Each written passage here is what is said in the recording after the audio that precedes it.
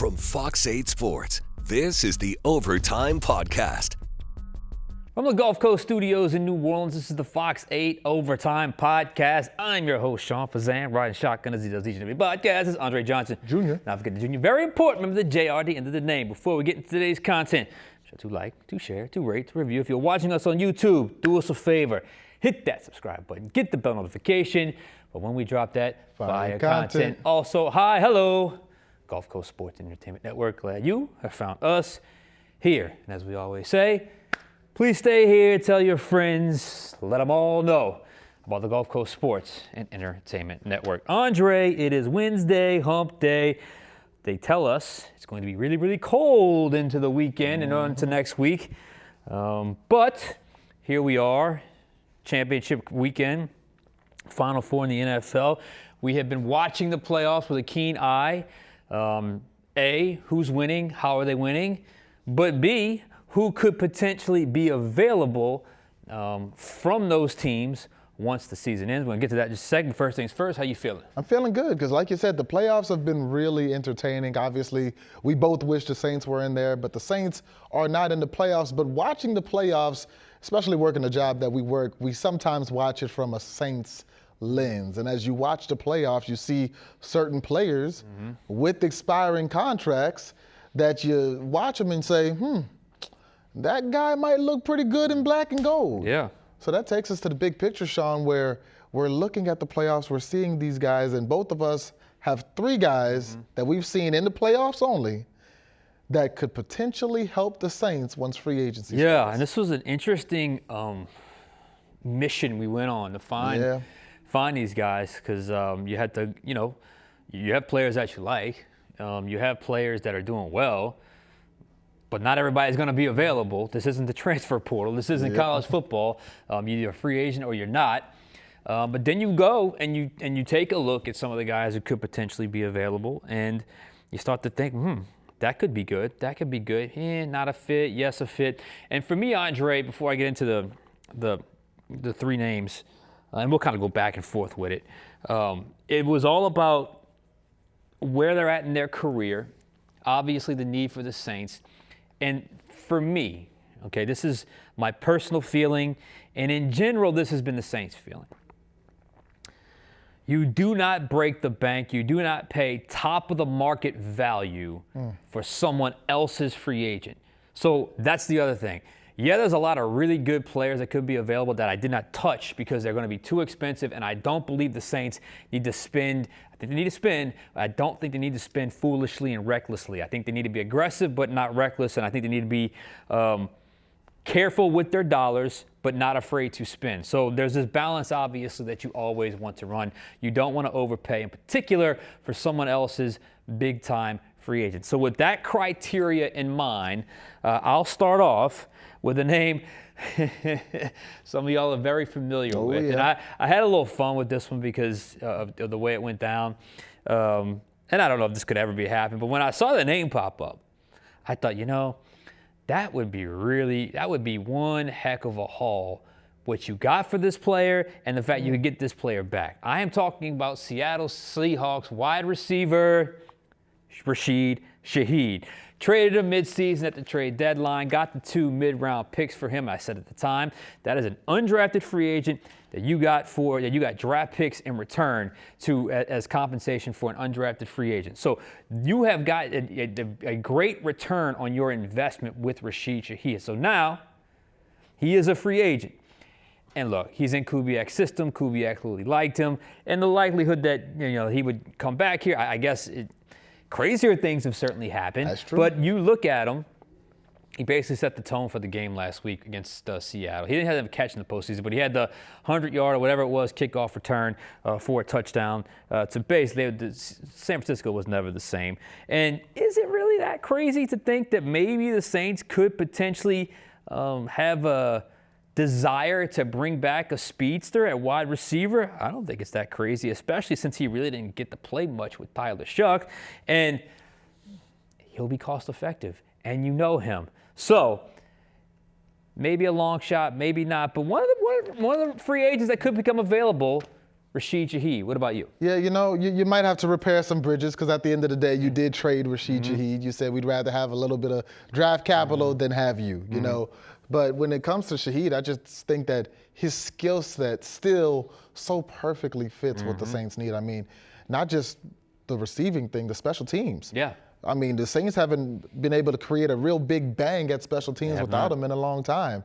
Kick return, punt return. And when you look at the receiver work, he'd get a lot more receiver work here than he's getting in that Seahawks offense. And I think Tyler Shuck, ironically, the quarterback he really didn't get to play with, would be the perfect fit because, like I said, Tyler Shuck is going to take at least 2, 3, 4 deep shots a game. And Rashid Shaheed lives off of deep shots. Tyler Shuck works the intermediate part of the field. Rashid Shaheed is probably the only guy who might be able to give you a little bit of rack off of one of those catches. Yeah. So, looking at Rashid Shaheed, I think he fits the Saints. Look, and like I said, I think this would be pretty cost effective. And to say, I flipped that undrafted free agent for a couple of draft picks. It's a great return on investment. Not only did I flip him for a couple of draft picks, I'm getting that player back next year and those 2 draft picks. That'd be a nice little feather in Mickey Loomis's cap. That's a shrewd business move. They were able to pull that off. But we'll see what happens. What's your guy? I was also thinking wide receiver. Now, the first name that popped into my head was one that is probably too expensive for the Saints. This guy might be the top free agent on the market. Somebody's going to have to pay him high $20 million, probably low $30 million, and that's George Pickens. The receiver that came from Pittsburgh and went to Dallas. He was thriving when CeeDee Lamb was out. Even when CeeDee Lamb came back, George Pickens was a consistent, dominant part of that Cowboys offense. George Pickens, I think, would walk into New Orleans and be the wide receiver 1, even maybe over Olave day 1. I think George Pickens is incredibly talented. Now, he may do some boneheaded things on the field every now and then, but George Pickens is incredibly talented. But I think that's probably more than the Saints would want to spend on a wide receiver. So I went with a cheaper route where you can maybe get the same kind of player, and that's Niners receiver Jauan Jennings. We said it before the draft last year. The Saints didn't wind up picking one. We said the Saints need a big receiver. Now, they do wind up trading for Devon Vele, who goes on to get hurt at some point throughout the season, but I think the Saints could still benefit from a bigger guy. And when you look at Jauan Jennings, not only is he big, he's strong, he's 6'3", he makes tough, contested, strong catches. He finds the end zone. I mean, there was a stretch at the end of the season, 7 games, he had touchdowns in 6 of them. 5 straight weeks. He scored against the Saints, didn't he? Yeah, he did. Yeah. Exactly. Yeah, six touchdowns, and I mean that's incredible to find the end zone so consistently. He balled with not just Brock Purdy, but also with Mac Jones. So we've seen him do it with both quarterbacks. And Jauan Jennings wouldn't break the bank because while he is the Niners, I don't even know if you could argue he's their receiver 1 because you've got Ricky Pearsall, the role that George Kittle plays in that offense. He's a guy with playoff experience. I mean, he had a really big Super Bowl not too long ago. Just Jauan Jennings and everything that he brings as a player, putting him in that room with Chris Olave, with potentially Devon Vele. I just think we've seen him go deep routes down the field. We can see him run the short stuff, the red zone stuff. To me, he really doesn't have a weakness in his game.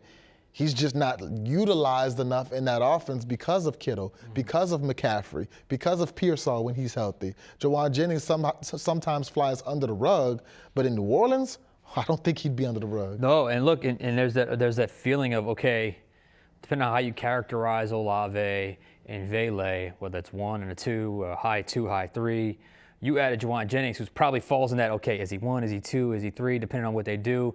That would be an interesting fit because he also, you have to do this with the 49ers. It's non-negotiable with the 49ers. What do you have to do? Your receiver. Run after the catch. And we saw it in the touchdown that he had against the Saints. So Jauan Jennings would be an interesting name. I'm not sure how old he is, but still relatively young. Okay. From a contract standpoint, I think that you could probably settle in on a decent middle class deal for Jauan Jennings. He's a good player, and he benefits from a very good system. So yeah, I wouldn't have any problem with that at all. All right, my next guy is another familiar name. Didn't play for the Saints, but played for an institution in Louisiana that you all know very well, that being LSU. His name is K'Lavon Chaisson, edge defender for the New England Patriots. I'm watching the game against the Texans, and obviously Stroud is struggling, but I'm watching how active that defense is, and I'm watching how active K'Lavon Chaisson is. And it registers in my head. I said, he didn't just have a good game today. He had one last week as well. So I go back and check the Chargers game that they won. He had 2 sacks in that game, 1 sack against the Texans, a couple of pass deflections, 3 sacks in the playoffs. He's had a career year, 7.5 sacks during the regular season. All-time highs in pressures, hurries, disruptive. Not the greatest against the run, but willing to play the run. And in that game, as we saw, it was one of those where, I mean, the defense was so in C.J. Stroud's head and the way he was able. And look, it wasn't all just beat a guy around the corner and get to the quarterback. A lot of times he's having to shed a block, work through it. So you're seeing some effort out of that, and he's chasing down plays, not giving up on plays. This offseason, he signed with the Patriots on a 1-year, $3 million deal with incentives, called a prove-it deal, and he has responded with the best year of his career. Was that Mike Vrabel? Was that whatever?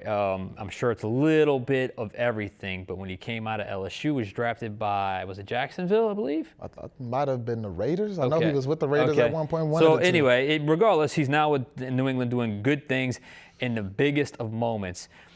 Edge defenders get paid. We know that, but I don't know if he has quite the resume to garner the big-time payday for that position.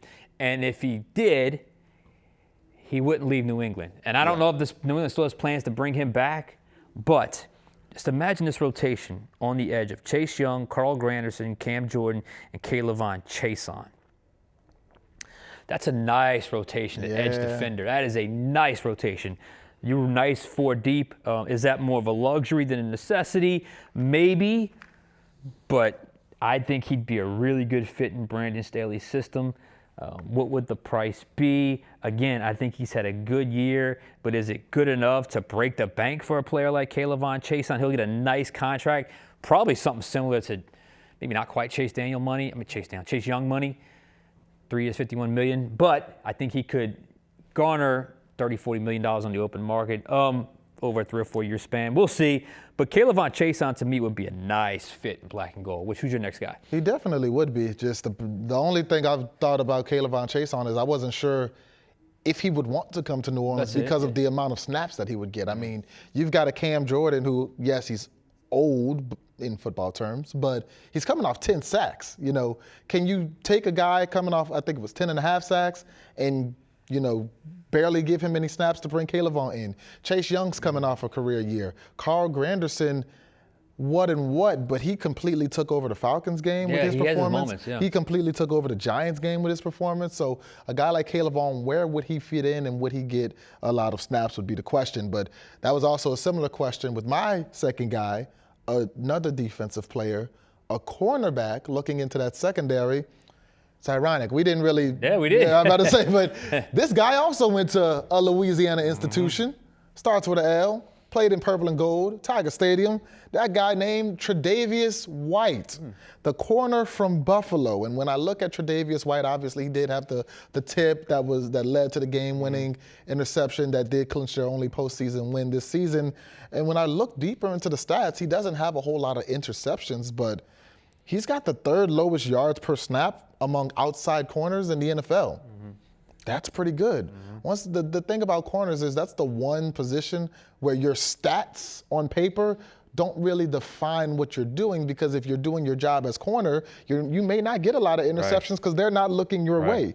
But he's a guy who played in 16 games, started in 16 games. Once again, 3rd lowest among outside corners in yards per snap, and he played 72% of the snaps for the Bills, the 3rd most out of all of their defensive players. He was consistently on the field, and when he was on the field, teams would not try him. We saw him make the biggest play in one of the biggest moments that the Bills had in their postseason. Now, is he the elite, all-pro, Pro Bowler, #1 corner guy that he once was? No, he's not. But I talk about vets a lot on this podcast. If you bring somebody like that in the locker room and the effect that he could have on your younger corners, Kool-Aid McKinstry, Quincy Riley, I think he could give you more than Isaac Yiadom gave you as a backup corner. And then you've got the big old question mark of, is Alontae Taylor coming back? Are you going to re-sign Alontae? Are you not going to re-sign Alontae? Let's say you don't re-sign Alontae. Tre'Davious White would fit right into that room. So I think Tre'Davious White would be a really good addition. Interesting name. He's playing a lot of big games. I'm sure he shares the heartbreak that a lot of Buffalo Bills players and fans certainly share. He just lost his head coach. Yeah. So there's going to be a culture change there. The last image you have of him in the playoffs is him, throwing the helmet and getting the personal foul call. Yeah, that wasn't the greatest moment. Look, I thought that was a more obvious pass interference call than the one before, and I felt like the one before, if you call that, you got to call the one in the regulation. That's neither here nor there. But what I'm getting at is this guy's played a lot of football. He's used to winning, and when you get a guy that's used to winning, there's a value in that to bring it into a locker room that hasn't had much success over the last couple of years. I think there's a winning, call it addiction or familiarity that I think that can carry over and bleed into the locker room. So I wouldn't have a problem with it. I'd be very curious to see what they would ultimately settle on. I couldn't imagine he would break the bank on the open market as a cornerback. So Tre'Davious White, wouldn't hate it, but we'll see in terms of how they address the secondary because, some could argue that's one of the stronger spots on the team. All right, last but not least for me, I go back to the offensive side of the ball. This player will turn 26 during next season, so still very much in his prime. He is Seattle Seahawks running back, Kenneth Walker III. I have spoke often about the need for playmakers in the backfield. This running back position, it just lacks juice. Just lacks juice. Kenneth Walker III, and he and Charbonnet is a nice 1-2 punch. Was it Charbonnet that's hurt right now? Yeah. Is that correct? So, but Walker has the 2,000-yard seasons. Love that. He's been consistent, and he has been productive. He has, this year, 10, count them, 10 runs of 20 or more yards. Explosive runs. We haven't seen much of that out of the Saints backfield in a really, really long time. He has 31 receptions. Now he plays in Clint Kubiak's system. We know how that system is. But 31 receptions is 31 receptions is 31 receptions. That's a nice complementary piece to the entire grouping of Kenneth Walker III. 31 receptions in addition to 1,000-yard seasons, 2 of them, is a nice resume. And what I really, really like about him, I'm gonna read off these 4 numbers and just see if you know what I'm talking about. 15, 15, 12, 17. I'm going to guess games played. Games played. Yep. There is a durability aspect to him. Knock on wood. I know his teammate just hurt himself, and that's unfortunate because they had a nice little 1-2 punch, as I said. But give me a guy that's durable. Give me a guy that's productive. Give me a guy that's making plays in big games. He had 3 touchdowns in the game against San Francisco. Now, I know it was a blowout. I don't care. He's still productive. And that offensive line is really, really good for Seattle. And they're running that system. We know that system well, that Kubiak system. Yep. They're running it awesome right now. And look, I follow the website spotrac.com quite a bit this time of year because they do this thing where they assign a value, like projected value on the open market. And they had him, it wasn't the highest, it was the second or third highest, but it wasn't the highest, $8.3 million a season. That's not bad. That's reasonable to me. A 3-year, $27 million contract. He's still under the age of 30. Breece Hall was the highest projected, but Kenneth Walker III, I wouldn't have a problem with that as your free agent pickup. And Jeremiah Love as your draft pickup, and have a nice 1-2 punch in the Saints backfield. Kenneth Walker III. I like the running back pick because, we've both said that we think that running back is the number 1 lead on this team, and there are plenty of backs out there. Kenneth Walker, Breece Hall, who I think might wind up being a little too expensive for the Saints. Yeah.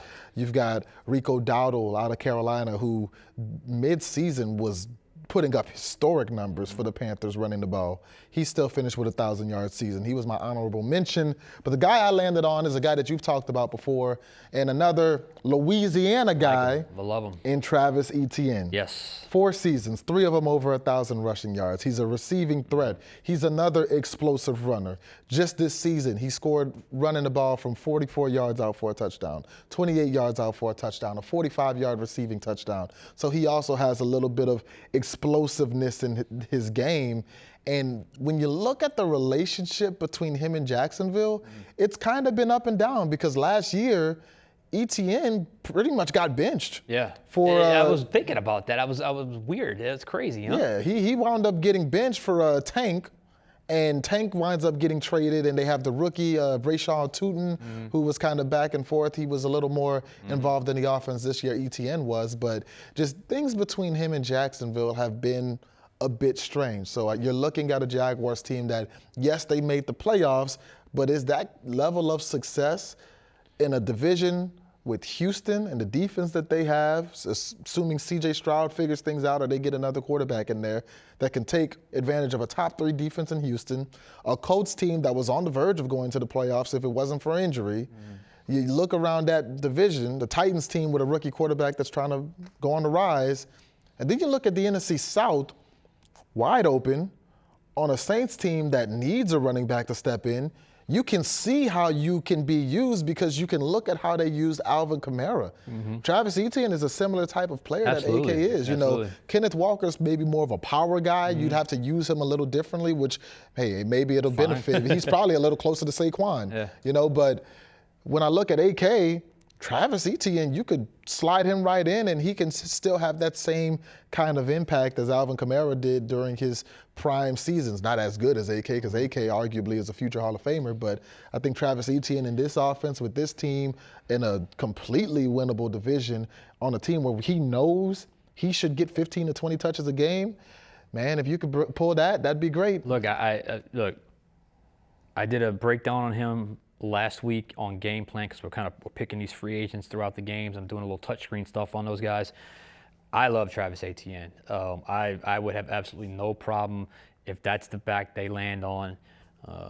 I talked a lot about him last week, so I kept him off of this list. I'm glad you brought him up again because that's 2 of us now that seem to be very high on Travis Etienne. I really wouldn't have a problem with any of these guys that we mentioned. Again, it was Kenneth Walker III for me, Caleb Chason, and Rashid Shaheed. And your 3 were? Travis Etienne, Jawan Jennings, and Tre'Davious White. Yeah, I mean, I wouldn't have a problem with it. I did. Now, again, we were just searching playoff teams. I was really looking hard at an affordable guard that could start. I haven't found one yet. I'm going to keep looking, but that may be a situation where it could be a player that's not on a playoff team. Again, I just looked at playoff teams. I didn't necessarily find one that I felt. There was one, but he was priced at about 18 or 19 million. The Saints aren't going to do that, and nor should they. So I think that's the one area that's vulnerable. And also, don't discount the idea of adding to the trenches on defense at nose tackle, because there's been some whispers about Devon Godchaux not quite having the year they expected. So that's another area they could target as well. Absolutely. I mean, the Saints' rush defense was 19th this year, better than the 31st from the year before, but ultimately it's around an average run defense for a team that trailed more than they led this season, so there were a lot of teams trying to run the ball against the Saints. So, yeah, I think that you can still beef up the interior defensive line. Obviously, the 3 biggest needs, we were in agreement on those. I think we had them in a slightly different order, but the 3 biggest needs, running back, interior offensive line, receiver. All offense. You see both, right. You see both of us threw a running back and a receiver onto our list. We both chose to add a defender in there as well, mainly because we didn't see any game-changing interior offensive linemen that would probably fit the price point the Saints were looking at. But there are some good defensive players. Just because this was a top 10 defense, a top 5 pass defense, that doesn't mean don't touch it. You can still add depth. You can still add performers in here, just like they did last year when they bring Godchaux in. And Godchaux plays in pretty much, every game and has an impact. Yeah, and there was a lot of guys, last year defensively that they had a remarkable remarkable run of durability. I mean, it was like 8 or 9 guys that played all 17 games, and like another 6 or 7 that played at least 16. So they had a really good run of durability defensively. Offensively was a different story. But speaking of adding on defense, one guy who did not last the season, in fact, he only lasted 1 game, but the Saints still thought enough of him to bring back, was safety Julian Blackmon. The Saints brought him back on a 1-year extension. This is an interesting signing here. He was a guy that he got hurt so early that you somewhat forgot about him a little bit, and then you saw the emergence of Jonas Sanker. So on the surface, you still have Justin Reed. You know, on the surface, didn't feel like safety was a huge need, but I actually love this addition. It adds depth. It also, you're not quite sure what's going to happen with, say, like a Jordan Howden type player, and I think Blackmon will probably be a cut above him.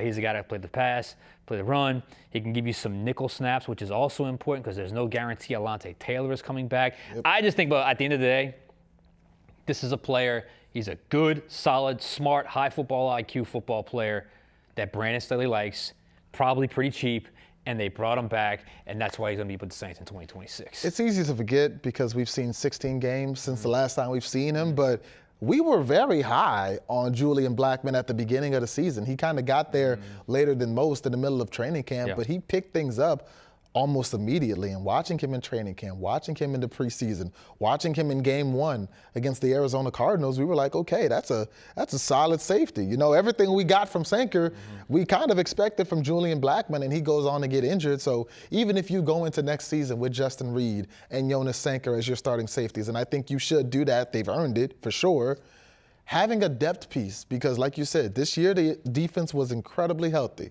But having a depth piece like Julian Blackmon, who's been around the block, who we saw it before the season starts, can play good football, I don't think it hurts you at all. And it's not like you broke the bank to bring him back. And it diversifies your ability to do certain things, certain groupings, certain personnel packages. You know, you can get 3 safeties on the field with a guy with that kind of versatility, with a smart football player that understands, you know, what you're doing. There's things you can do at that safety position when you got 3 like that can play. And I just think it's a quality football player that you just want in your defense. And I think Brandon Staley has always liked him. And if you guys don't remember, he's the one, he played the game, went home, said he wasn't feeling well, came back, and there was some kind of, I think it was a shoulder issue that he was dealing with, and he was out for the year. So Julian Blackmon will be back in black and gold in 2026. We will be back on Friday as we get into conference weekend. So for now, Andre Johnson Jr., Sean Fazende, we'll catch you guys next time on Overtime.